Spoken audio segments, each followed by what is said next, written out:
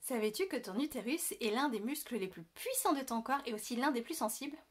Et on a souvent cru qu'il se baladait tout seul dans le corps. Non, je te jure, c'est pas une blague. C'est un truc de fou et on en parle tout de suite. Les médecins hommes à l'époque ont longtemps cru que l'utérus était un organe autonome et qu'il se baladait un peu partout tout seul dans le corps de la femme. Ils l'appelaient même l'animal utérin ou l'utérus errant. Ils pensaient que l'utérus pouvait même remonter jusqu'à la gorge, provoquer de l'étouffement, de la mélancolie ou de l'hystérie.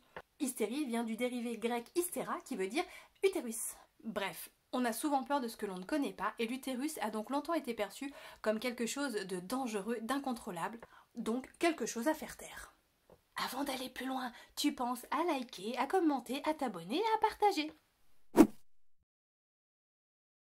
L'utérus est donc un muscle, oui, mais pas n'importe lequel. C'est un muscle creux, souple et surtout, il a cette faculté de multiplier sa puissance par 100 au moment de l'accouchement.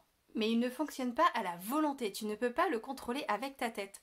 C'est un muscle autonome qui va par contre sentir si tu es stressé ou détendu. Il réagit avec ton état de sécurité intérieure. Quand tu as peur, ton utérus se tend et tu sais quoi, il devient même littéralement tout blanc. Parce qu'en cas de stress, le corps enlève l'irrigation sanguine aux organes et tout ce qui n'est pas utile à ta survie. C'est-à-dire que si tu te fais attaquer par un lion, tu as besoin de tes jambes, tu as besoin de ta respiration, mais tu n'as pas besoin de ton utérus. Donc l'utérus est littéralement considéré comme un organe non essentiel à ta survie, donc privé de sang, il devient tout blanc. C'est fou ça quand même.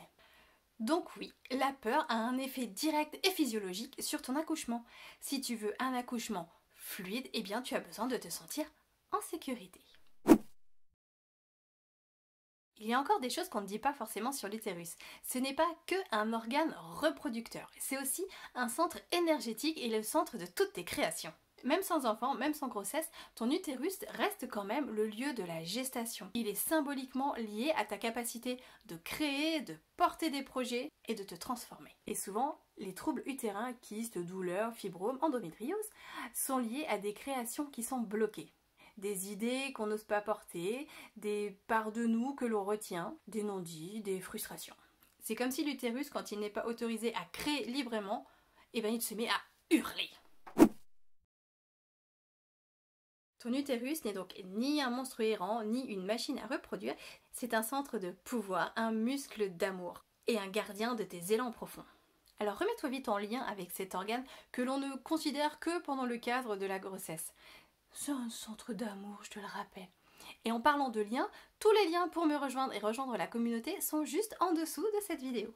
Bon, et si tu as pensé à liker, à commenter, à partager et à t'abonner, c'est bon, tu peux quitter cette vidéo super. Oh bah si, elle était super quand même cette vidéo.